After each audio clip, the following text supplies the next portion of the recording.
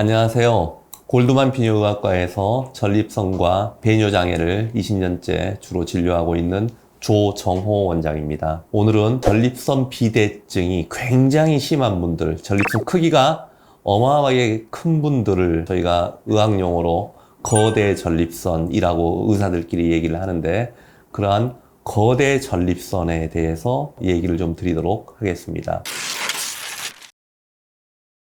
거대 전립선은 이제 의사들마다 조금씩은 다를 수가 있는데, 얼마나 큰 사람을 거대 전립선이라고 하느냐. 어떤 의사는 한 100g 정도는 돼야지 거대 전립선이라고 해야 되지 않냐. 또 어떤 의사는 한 60g 정도면은 거대 전립선이라고 할 수 있지 않냐. 이렇게 얘기를 하는데, 저는 이제 논문이나 또 구글링을 통해서 쭉 보니까 전립선의 전체 볼륨이 80g 이상이면 거대 전립선이라고 할 수 있지 않냐.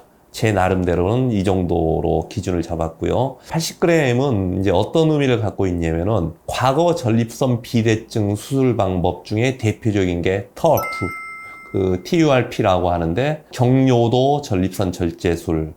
경요도 전립선 절제술은 다들 아시다시피 요도로 내시경을 넣어가지고 커진 전립선을 조금씩 전기 칼로 도려내는 수술인데, 전립선이 크면 클수록 아무리 빨리 도려내도 조금씩 도려내는 거기 때문에 시간이 오래 걸리게 되죠. 조금 전문적인 용어지만 TUR 신드롬이란 게 있습니다. TUR 신드롬은 전립선 비대증을 내시경으로 수술할 때 우리가 관류액이라고 하는데, 관류액으로 계속 씻어내면서 전립선을 절제를 하게 되는데, 절제를 하면은 조금씩 한 1mm 이하의 혈관이 오픈되는데, 그 혈관을 통해서 관류액의 일부가 몸으로 체내로 흡수되게 됩니다. 그래서 결국은 체내의 전해질에 불균형을 가져오기 때문에 전립선 비대증을 과거 방법으로 수술할 때에는 수술의 시간이 보통 한 2시간이 넘어가게 되면은, 특히나 나이 드신 분들은 이런 전해질 이상에 대해서 의사들이 굉장히 신경을 쓰게 됩니다. 그래서 꽤 숙련된 비뇨기과 의사가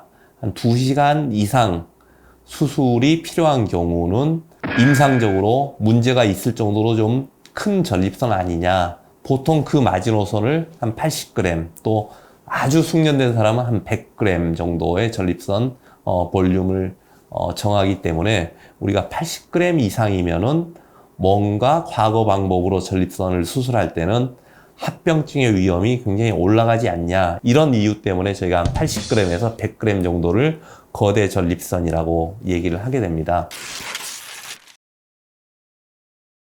아울러 전립선 비대증 수술을 할 때 저희가 굉장히 이제 환자들이 두려워하는 게 요실금 문제, 두 번째가 발기부전 문제, 이 두 가지 문제에 대해서 잠깐 말씀을 드리자면은, 과거 이 TURP, TURP로 수술할 경우에는 전립선 비대 조직과 주변에 있는 관략근 조직을 구분을 못하고 제거할 가능성이 조금은 있었습니다. 그렇지만 최근 저희가 주로 하고 있는 홀랩 수술은 정확하게 전립선 비대 조직과 주변에 원래 있던 전립선, 정상 전립선 조직 사이를 박리를 할 수 있기 때문에 관략근의 손상 위험은 거의 없다고 할 수 있습니다. 최근에 제가 한 5년간 이제 홀랩 수술을 해보면은, 아무리 큰 전립선이라고 하더라도 비대된 전립선 조직은 원래 있던 관략근보다는 내부에서 생기는 거기 때문에 관략근과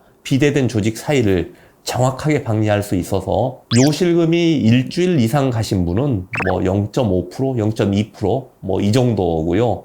그분들조차도 한 달 이상 요실금을 가는 경우는 거의 증례를 찾아보기도 힘들 정도로 요실금의 위험은 요즘에는 거의 없다고 할 수가 있고요. 두 번째, 발기부전에 대한 문제. 실제로 발기에 관여하는 신경은 전립선 바깥쪽으로 지나가게 됩니다. 그래서 아무리 전립선 비대증 수술을 할 때 주변 조직을 정말 수술을 하는 도중에 지진이 나거나 해서 전립선을 뚫어 먹지 않는 이상, 발기에 관여하는 신경을 건드리는 것은 일부러 건드리려고 해도 어렵기 때문에, 발기 문제와 요실금 문제는 사실은 거의 걱정하지 않아도 되는 정도라고 말씀드릴 수 있습니다.